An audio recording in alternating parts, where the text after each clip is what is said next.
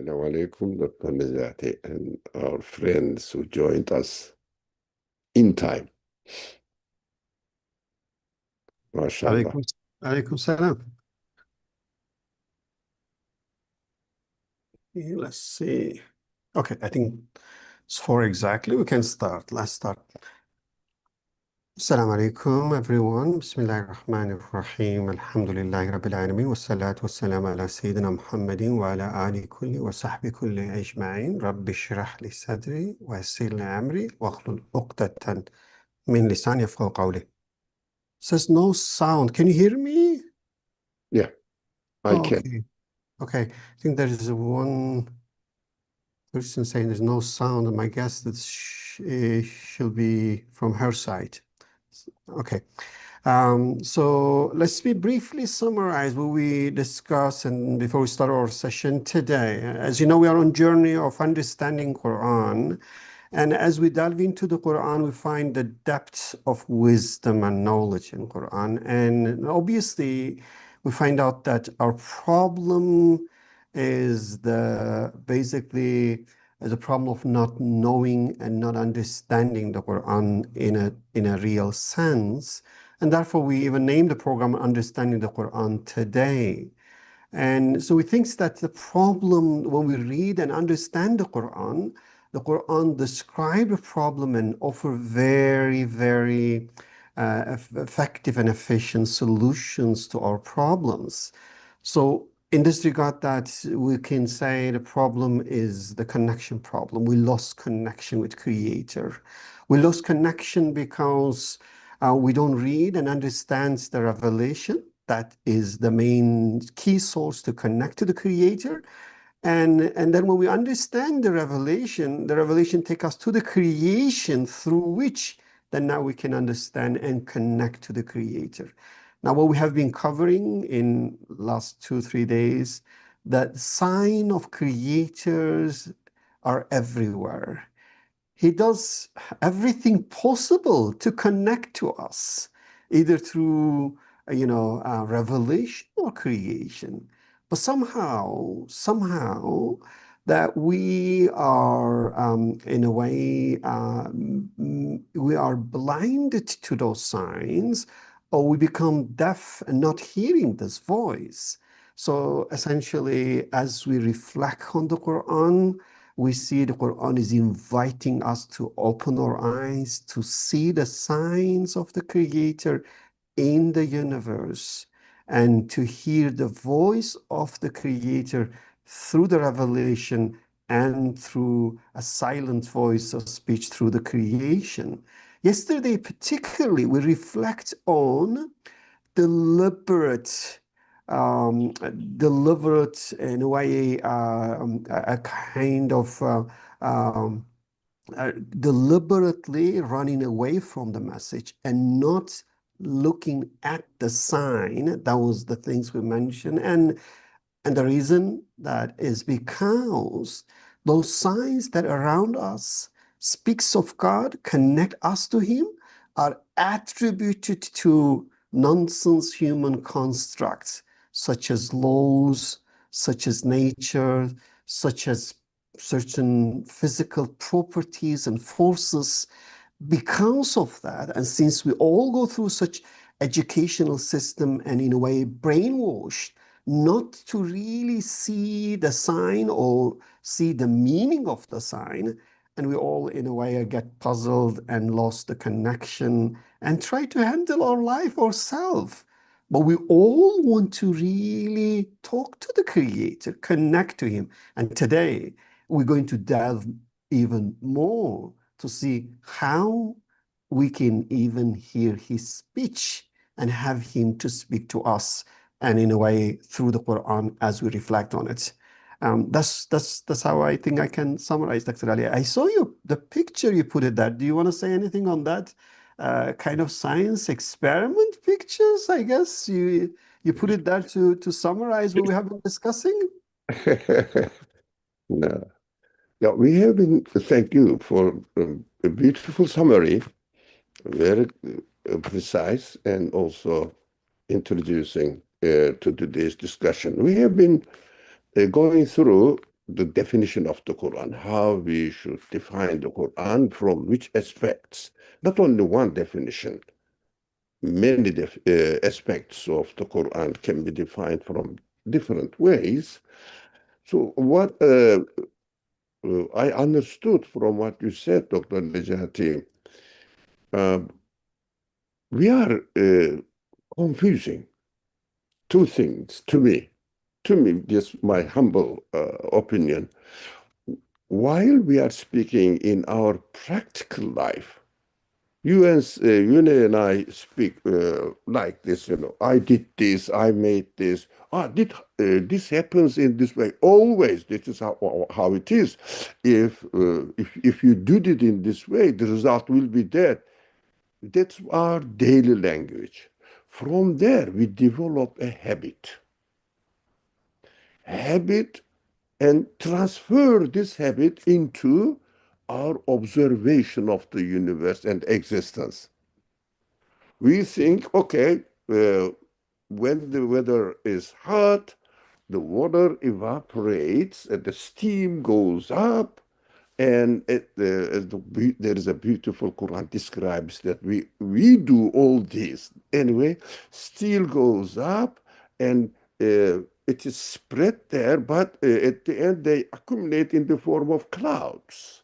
And then when the clouds goes up, because it is light, it touches the cold temperature, and then condensation happens and comes there. And we say, that's it. That is how it works.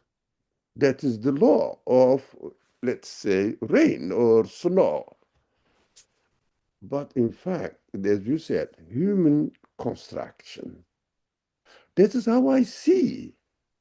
If someone is doing something, that is how I see. It doesn't mean that this man is doing without consciousness, and the matter itself is functioning without a conscious interference or act of the one who makes it.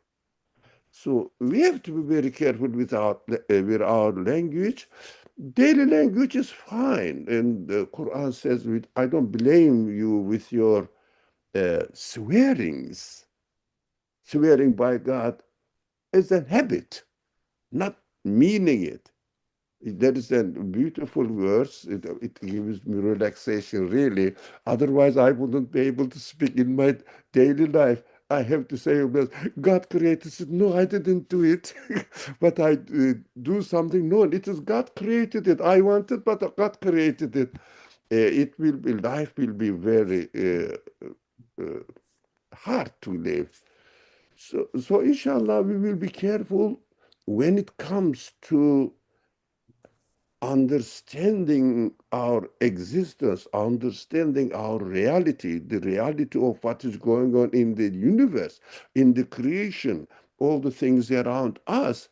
We have to watch out not to transfer the daily language into what we observe. My simple example is, ah, tree is producing cherries. No, this tree is beautiful. It produces cherry. That's what daily life, daily language. But when it comes to analyzing what is going on in the world, how the cherry tree grows and fruit comes, I cannot say that the wood and water and air combined together, mineral, whatever the elements, and these elements are the source of existence of the cherry. The tree is growing the cherry fruit. So the universe is in an order, created in a perfect, smoothly, perfectly working in order, miraculously arranged. That's why we get used to it saying that it always happens like this. There is a law of something, law of something, law of something. That is the misleading language of the interpretations that some people, secularistly minded and conditioned mind people, use it. And because we are not if we are not careful, we say, yeah, that's it. This tree grows always in spring, cherry. That's how it is. They call it reality of scientific understanding. No, this is the reality of creation, how the things are created, correct. But naming it with the law and describing it, that is how it is, so it must be by itself. That interpretation must be separated from the reality because this interpretation denies the conscious action behind everything, every event. Okay. Yeah, Dr. Ali, I think this is very important point. Just a very kind of quick example of that, because this is one of very, I would say, big issues that we face in daily lives. To me, it resembles to this. It's like you are grown in a house and you see the house is clean, you see the food is prepared, you have a breakfast, lunch, a dinner, your clothes is washed. So, but the key part in this example, you never see who did it. Somehow you're like, let's say, enjoying your time, and then you see all this is done. And then you go to school and they tell you, never thinks it's your mom or dad or someone is doing this, just happened by itself. Yeah. That is the law of breakfast doing that. That's the law of cleaning the house. That is the law of furniture, getting the furniture to the house. I mean, this is a complete nonsense. I don't know how come that we as a human with intelligence can swallow this nonsense story as if all these things that we see around us that happening for our benefit with the wisdom and purpose, as if it's just happened by itself, as if there is no one is doing that. So I think what in a way secular ideology is doing is really covering up this hidden hand behind everything and make us to think as if it just happened by itself. And I think that was when you were mentioning, I was trying to really reflect on this example. Try to understand this matter clearly and share it with my friends. I used once this example. Let's take one of the scientists who claims that everything is happened by that. There are many out there. And I say one of them uh, one day came to his home from work and found out that some things are missing in the house and found out that the lock is broken. Definitely, what does he do? He calls the police to come and investigate and report whatever. And I say the policeman comes. Yes, professor. What happened? Somebody must have come and taken my property. Have you seen it? It might have happened by itself. It is impossible. There must be someone who did it. What you say on the YouTube channel, that everything is happening by itself automatically. I say that describes that everybody believes in an unconscious factor, actor behind every conscious action. Even the notorious secularist minded people claim that religion is trash and forget about it. This is just myth. We are talking about reality. Here is the reality. Your properties has been disappeared by itself. Reality. All right. Shall we go to our Yes. I think so. Let's try to see what are the other categories that in which we can define and approach and understand the Quran. now? Speech of the definition is, of course, kalamullah, speech of the creator. So we have to start from this point, actually. How many kinds of speeches are there? So one is verbal speech, that is the Quran, that's the revelation. But in the revelation, in the Quran,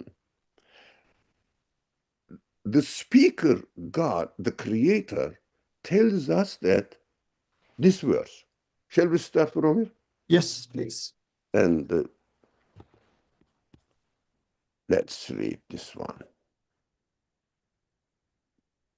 وقالوا لجلودهم لم شهدتم علينا قالوا أنطقنا الله الذي أنطق كل شيء وهو خلقكم أول مرة وإليه ترجعون. This ayah really uh, amazes me. Amazes me. What does it say? And they will say to their skins, why have you witnessed against us? They will say, the skin, the matter, yeah? God, who gives us speech to all things, has given speech to us as well.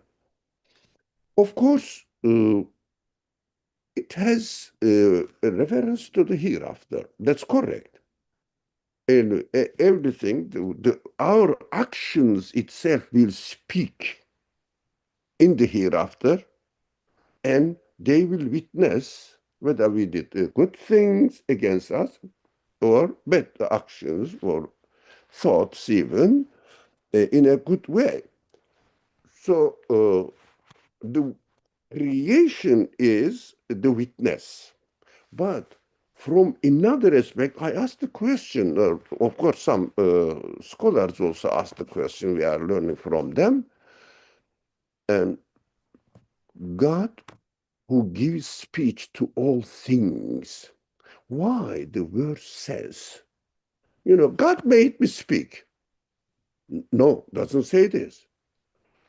Defines it. Allahu alladhi antaqa kulla shay. Allah is the one who gives speech to all things. This May I add part, one? May I add one thing? The interesting part, it could have said it, Allah gave me the speech like He gave the speech to the speaking creature. It doesn't say that, right? That is for no, أنتق كل شيء. It says it gives speech to everything. That's amazing, really. really, exactly. Everything, kulle shay, doesn't say Allah gave us specific miracle speech. No. Kulle shay, everything.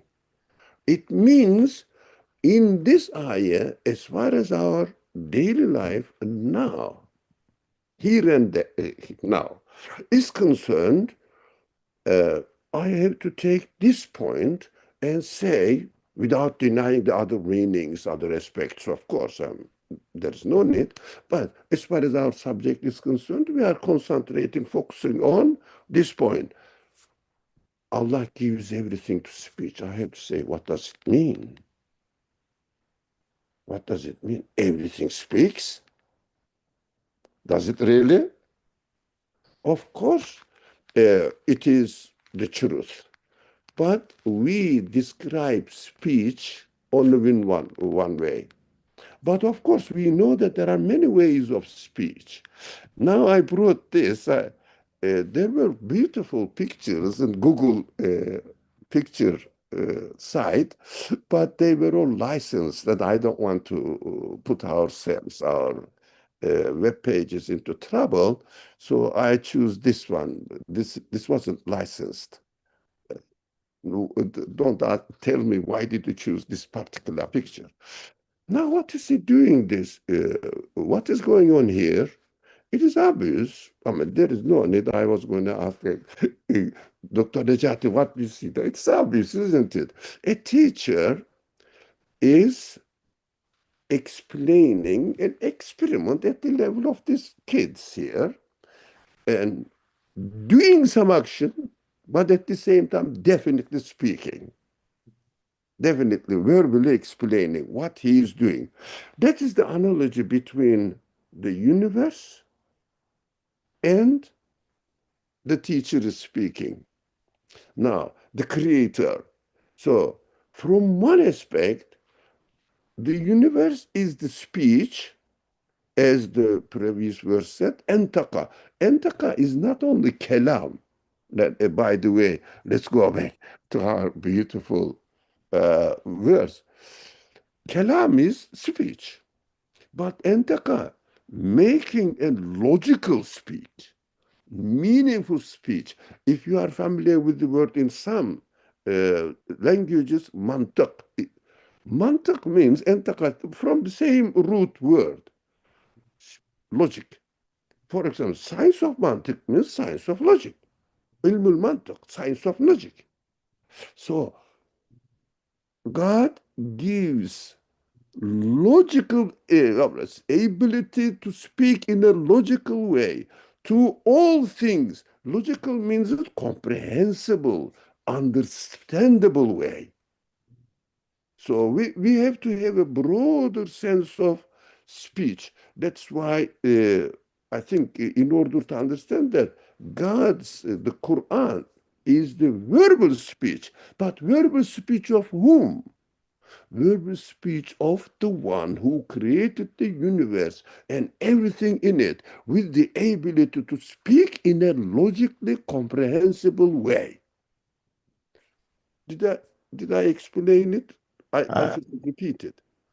yeah, no, I think it's very, very clear. So in a way that it's the key part here is maybe we need to a little more elaboration. I think that was we discussed yesterday as well. How the speech, if everything speaks, in this regard, if the rocks, the flower, the tree speaks.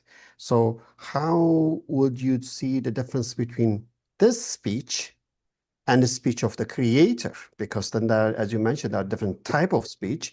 And how would you recognize this is speech is they are speaking in this regard that you can make sense of what they're saying? Because antaka, as you mentioned, if it's come from logical expression, how will you make sense of what they're telling? What they are telling. Yes.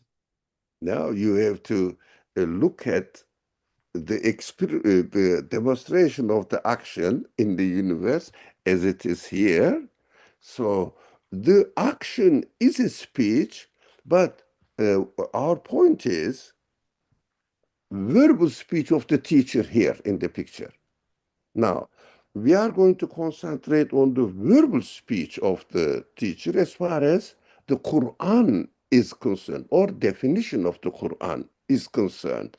But we have to bear in mind, because it will answer to a question that I'll come to.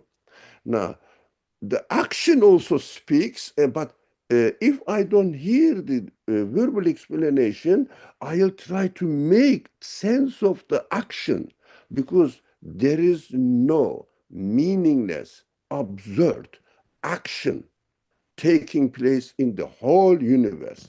No one can ever say.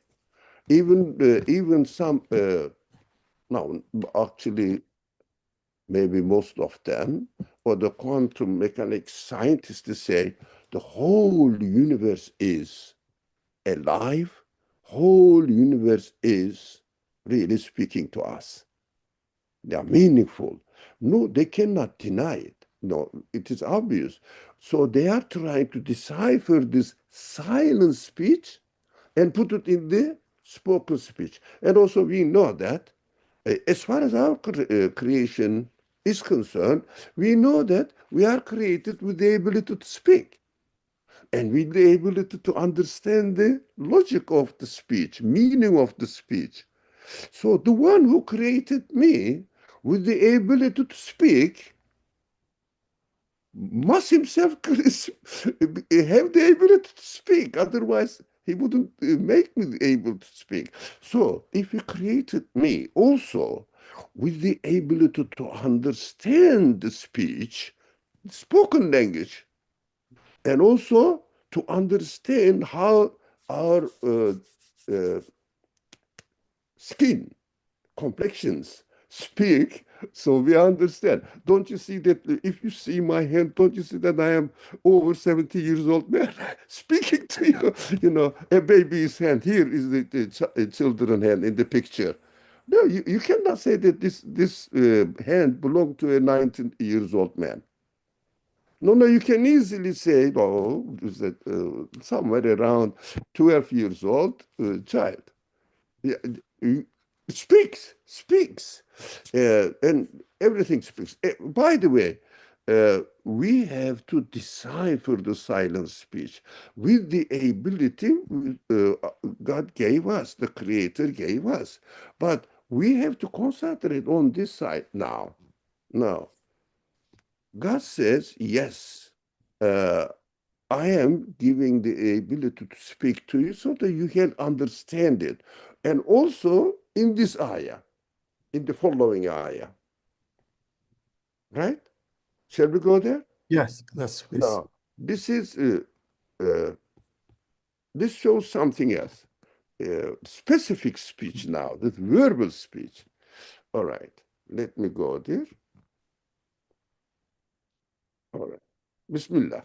ورسلا قد قصصناهم عليك من قبل ورسلا لم نقصصهم عليك وكلم الله موسى تكليما. The Quran, of course, we will get used to it. We will learn it.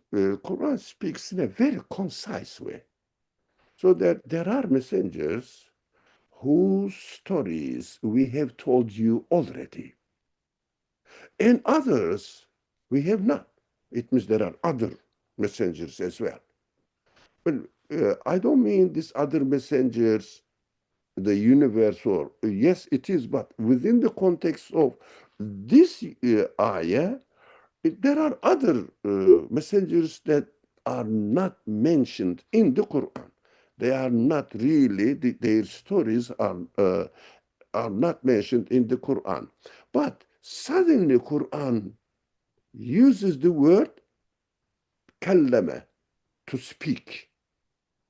Now, the previous word, verse was antaqa, make the things speak in a logical way. Now he said kalam, verbal speech, clearly. Like you and me speak as human beings, of course, I mean, but ability to speak is different from the speech I express through my appearance or physical actions. There is a definite distinction between two sides of speech. So the Quran says, suddenly goes there, because he wants, the verse is aiming at specifying the verbal speech. Now, it's revelation, we call it revelation, to the prophets. And to Moses, Allah spoke directly. Now, it is not our subject to go which ways Allah speaks, directly from the veil on through something, angel, Gabriel. This is not our subject. Our subject is, does God speak? Yes, God speak. Why? The one who created me with the ability to speak, and the one who created me with the ability to understand. There must be a purpose in its creation. In the way that I am created, I understand my creator will speak to me personally, verbally, not personally, verbally, and I will comprehend it. I will understand it. But I am always asked, on many occasions, asked this question. Dr. Ali, before you go to that question, can I interrupt you? Really, I think you emphasize a very interesting point. Let me share this first. So the key part here to actually, from the wording of the two ayah, to see the difference between two type of speech. The previous ayah you share use antaqa, nutq, mantiq, in a way that basically is a logical expression, while the second ayah use kallama, is a kalam, is verbal speech, is an amazing in terms of the word choice in the Quran to give us the message. Now, if you translate, actually in translation, you never see this difference. Both of them you see in English, who gives a speech, Allah spoke, as if both refer to the speech, the same word. But the Arabic expression and the Quranic choice is truly amazing. I just want to point to this. Yeah. In this ayah, the last ayah we studied from Surah An-Nisa, this ayah mentions, in fact, two different things. The first, Allah verbally speak, revelation. And also, the ayah says, the prophets are not only the ones we have narrated the stories about them, there are many others as well. It means we have to understand that, and also in hadith narrations, it is known to everyone, every Muslim knows that there are over 120 something thousand prophets around there. Then historically, I'm not going to go into this subject, the origin of some traditions especially in the Eastern world and Asian cultures. Original is revelation or not. This is not our point. So we are not going into that aspect of the subject, and because our point is God speaks, but yeah, as you pointed out and summarized, really, creation is a type of speech, silent speech, we call it, I call it. So revelation is verbal speech. But there are many other people now, not only that they have no religious background, but they haven't heard anything about revelation. That is the question. I am always asked, God didn't speak to them, or so what does it mean that we sent messengers to every people, and are they also responsible to believe in God, etc., etc., etc.? And there are also those among us. There are many brothers here, brothers, sisters here, know the this subject. So we should understand the responsibility of those people who have not been exposed to prophetic messages. Are they unbelievers? Don't they have any responsibility? Of course, our scholars discussed on this. They said, depending on this ayah, let's come here, the note on this ayah from Isra, Surah Isra. So we will study that. Everybody is responsible within the conditions they are created. So we will study this ayah and go into the subject, inshallah. First, shall we study the ayah? Yes, please. Okay. Now, I asked this question actually. How about the people to whom the messengers have not been sent? Is Allah not talking to them? That's the question. And why, another question the people keep asking, why the Allah sends messengers to the Middle East? They are all in Palestine and around there, Arabian Peninsula and nearby places. Why this specific? Now, of course, our scholars explain that not that only this known history of the related when the revelation first was sent to the Prophet Muhammad alayhi salatu wasalam, that time they knew this history, they heard this history, and this history was about this area. So Quran speaks to them according to the level, the capacity of their knowledge, gives the examples of the prophets in this area. Doesn't mean that uh, a prophet is not mentioned in the Quran didn't happen. But we know that uh, the prophets have been sent through the history of human beings on earth everywhere at every time, but the narrations, historical narrations, have not reached us. That's it. So in this ayah, shall we listen to it? Yes, please. Now we study this, and now.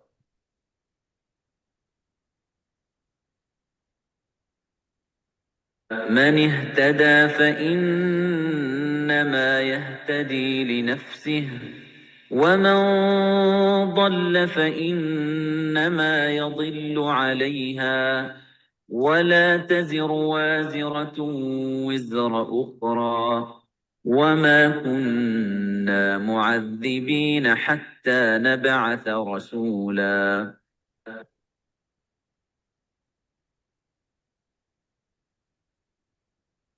Now, whoever is guided is only guided for the benefit of himself. What I understand from this introductory part of the verse, everybody is responsible within the conditions he is created or she is created, with the capacity. Do you think I am not given the ability of something? I don't know, because if I knew it, it means I have the ability.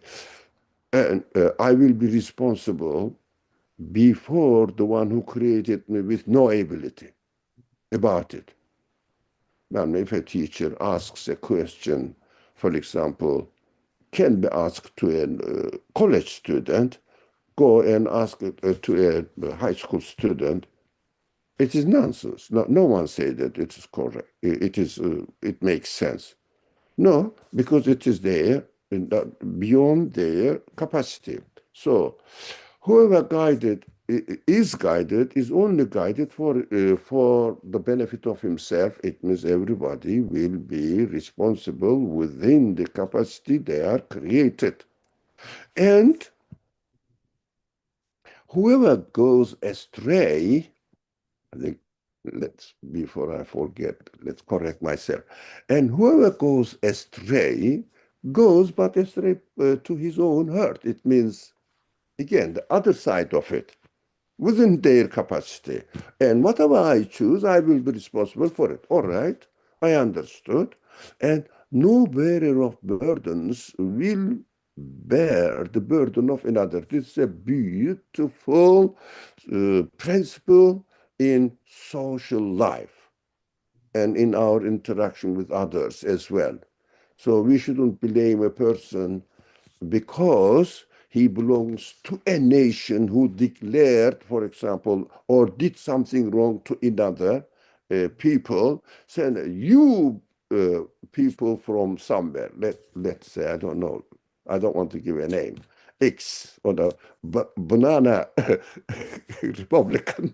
So you are a person from there, innocent, he doesn't know anything, but the army went somewhere and killed some innocent people. So you are the murderer. I thought, what? What are you talking about? It means really stereotyping is completely wrong.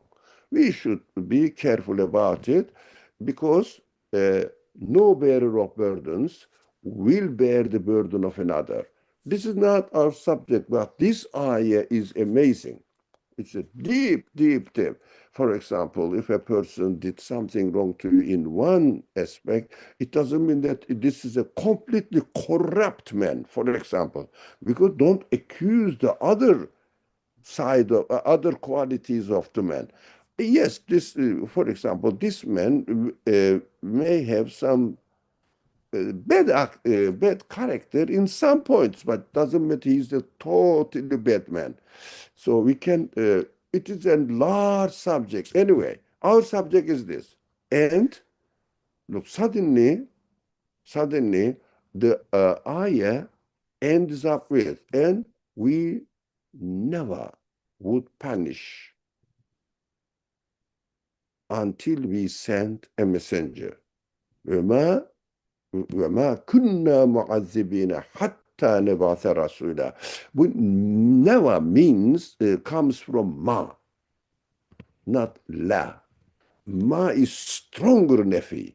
That's why the translation says never would punish until we send the messenger. Now, of course, this subject is messenger comes with a verbal explanation. And there are many people in the world, they have not received the verbal explanations. So they will be responsible. That's what we have been, or I have been trying to express. They will be responsible from with their own capacity, with the conditions they are created, and I have to take care of myself. Are they going to go to hell or punished because they didn't acknowledge the prophet? Look, internet time and social media. I don't mind about this subject. It's not my business. My business is I am here, receive the spoken message, and I should never blame others because they are bad people. They didn't receive the revelations, or they didn't do what the revelation requires from them. No, I have to understand that Allah promises that He never punishes until He sends a messenger to them, because they don't know what the message is. They should learn that. I don't know. But if I have received the message, spoken message, I have to take it seriously. If I don't take the spoken message, it means, and reject it, especially, God forbid, I will be suffering for my choice. Dr. Ali, I think maybe we can use this analogy to make it clear. So in a way that what I understand from this ayah, it's saying that God is all just and all knowing, and there is no fairness problem at all, because he does give exam to everyone based on their level. In a way, is saying to those, who are taking graduate level maths and seeing the kids that in the first grade and not knowing any math, and saying how their exam's gonna be, how they're gonna answer the exam we answering. No, your exam and their exam is not the same. So in a way, that's saying that everyone's gonna have exam based on their level, based on their condition. What you need to worry is that how you answer your question given your level. If you are a graduate student and studying math at the graduate level, so you need to prepare an answer based on that. And those who are just at very entry level, they have their exam based on their levels. That's what I understand it here is, in a way, say that there is no injustice by giving everyone the same exam. Everyone gets based on their own level in this regard. As the ayah says, أَلَا يَعْلَمُ مَنْ خَلَقَ. Do you think that the one who creates doesn't know what he is doing? So if God creates everyone within a certain conditions, definitely he knows that the conditions he created there. I use an expression to these kinds of concerns. what will happen to Christians? What will happen to, I don't know, Buddhists, for example? And we are talking, we may be talking, I don't think we do, but I said, mind your business. Ask yourself, what am I expected to do? What will happen to my future? The famous hadith narrations, you must have heard this very famous hadith narration. Somebody, a companion came to the Prophet ﷺ, when the Qiyamah, the last day, doomsday, whatever you call it, end of the creation, this matter, this universe will happen. And anyway, the narration of it a little bit larger than what I'm going to say, because I'm not quoting the hadith, just talking about the hadith. And the Prophet said, what have you prepared for it?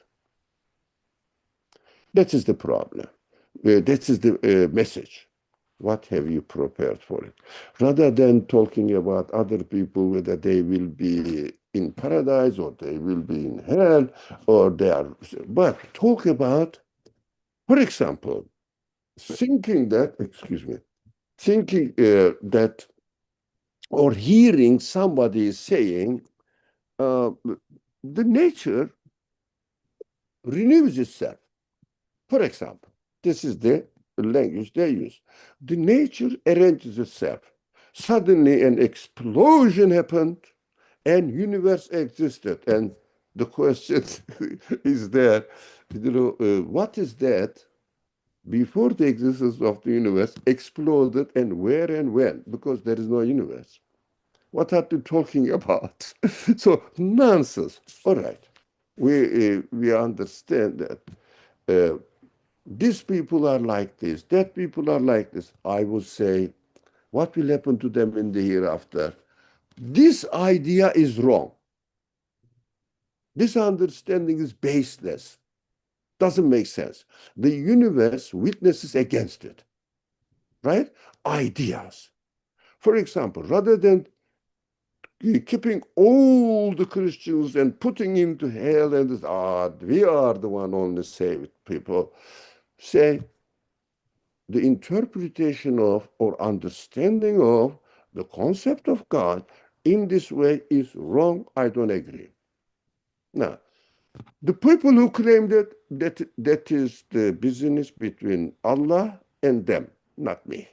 But I don't subscribe to this idea. That's what the safest way I understand. Slogan is this: mind yourself. Yeah. Mind yourself. Yeah. Yeah, Dr. Ali, let me give you one more example. It was really interesting. Once I got a question from a Muslim adult who lives in a Muslim country saying that there are a lot of people in Asia, like, in China, they never heard Islam. It's not fair. Those who born in a Muslim country, they will hear and then they become believer, go to Jannah. And then the people in, let's say, in China, they're going to go to Jahannam. And he reached to the level that he was losing his faith and saying this means there is no God. Then he asked me, how would you answer this question? I said, your question is also answered. That means you born in a Muslim country. Now you have a doubt. There is no guarantee for you to go to Jannah.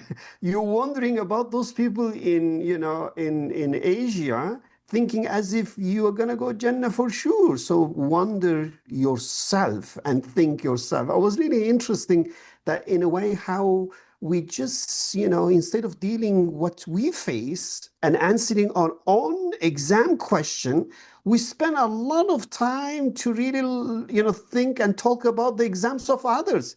But you are in exam. Look at your question. How would you answer that? So I think that's very, very important. I will say guidance in life, perhaps. The question is mind your business, responsibility, and what have you prepared for your own future? Now, that is very touching to my senses, to my mind. Yeah, I have to mind myself. And if someone asks me, I will talk about understandings, ideas. I don't agree with this idea. Who said it? I don't care. But this idea is wrong. That's it. Shall we move forward? Yeah, I think we have some questions. We have two questions, and let's address those first, and then we can. I don't know. We might not have time for the next slide. Again, so I get two questions. Nurbanu, you can directly read them, if you want. So and then Dr. Ali can answer. Go for the first one, please. Inshallah. One of the questions is maybe more of a clarifying question. It says, so is Allah speaking to us through the flower, etc., because of our limitation to receive direct speech from Allah?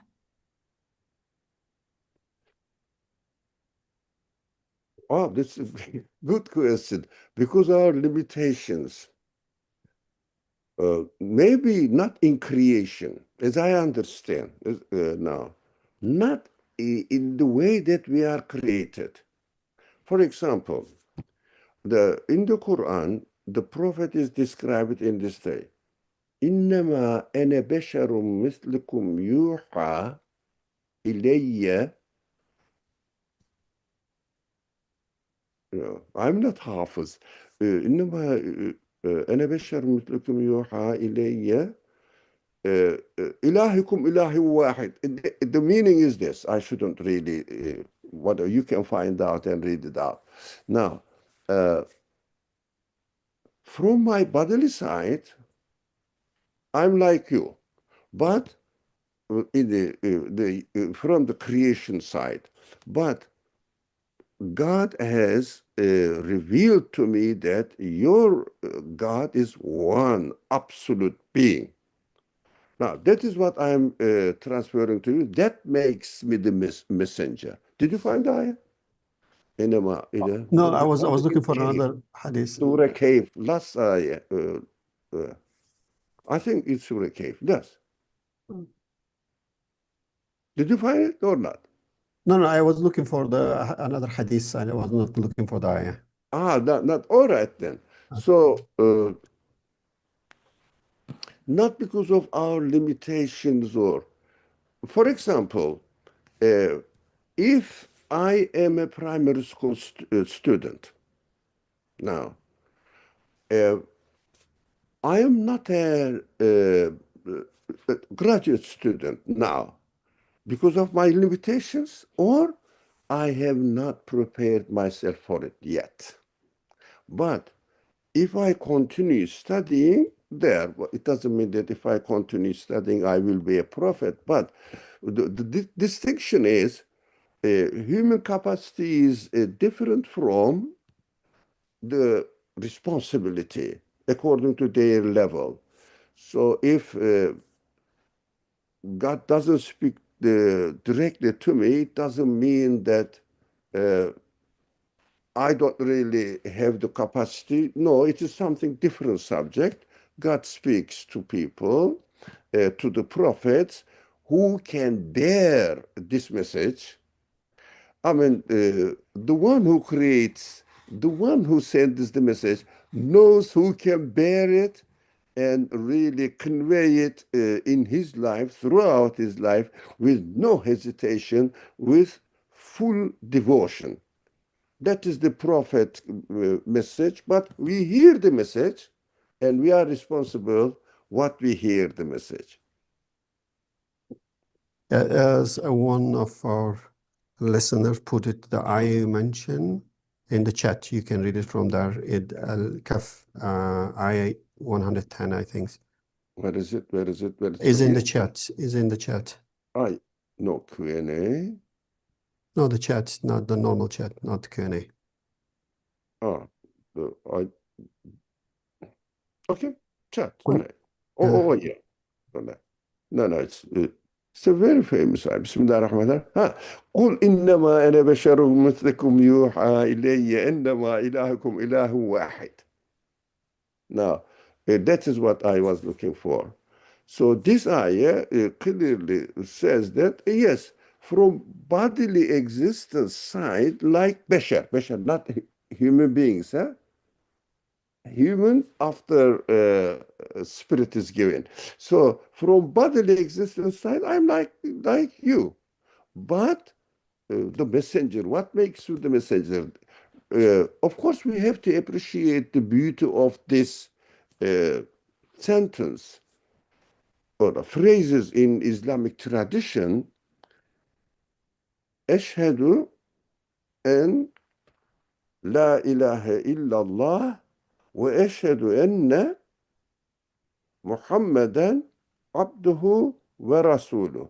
This ve eşhedü enne Muhammeden abduhu ve rasuluh is most important words in Islamic tradition that we have to take it seriously.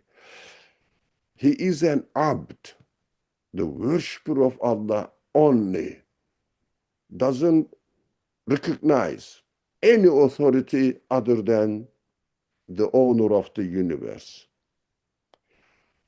But Rasuluh, he has been given the message. So we have to understand Abduhu ve Rasuluh. So we are receiving the message through the Rasul. But Abd, everybody is an Abd. That for the Abd aspect, everybody is the same.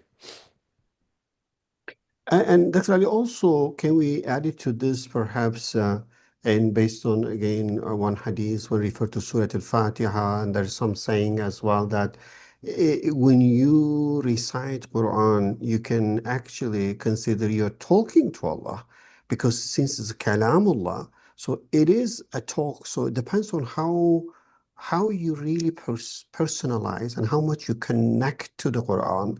So in a way, if you really get this state of mind and qalb, perhaps you can find the speech in the form of Quran to you as well. I don't know, the Quran, you'll find those ayah as if Allah is directly speaking to you.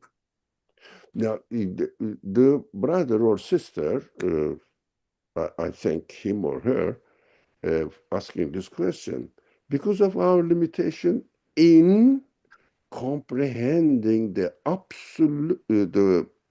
absolute meaning of the message, the wahi, revelation. Yes, in comprehension, I have my limits.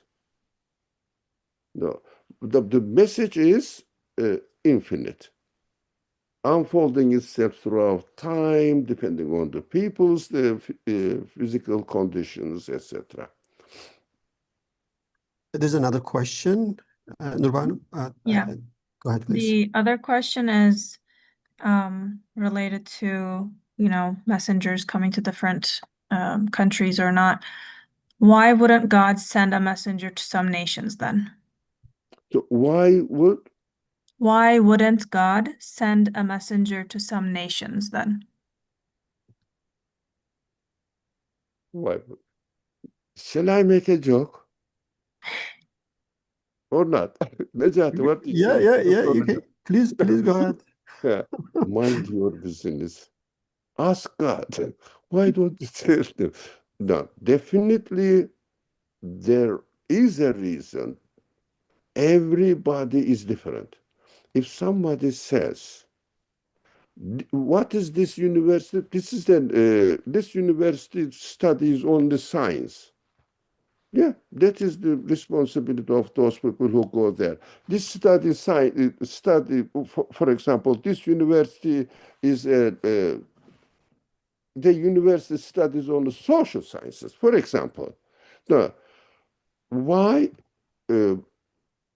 everyone is different? If every people receive the prophet and the message directly, and there will be no difference. So some people are responsible within their own conditions. Some people are responsible within their own conditions.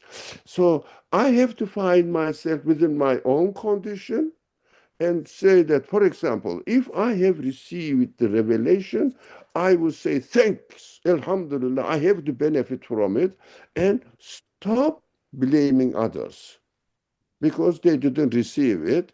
and also accusing them. They are not deserve of revelation. Stop this kind of considerations.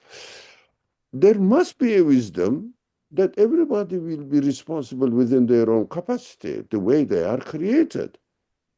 Now, for example, if some climates, certain fruits and vegetables and animals are not created, in another climate, they are created. So why? Differences. As the Quran says, there are ayats in the differences of your skins, differences of your language, and differences of your living conditions that you are created with. Yeah, I personally take this one as like, don't, everyone's test, as you mentioned, is really different, and trust in the fairness of the exam giver. He's all knowing and is all wise.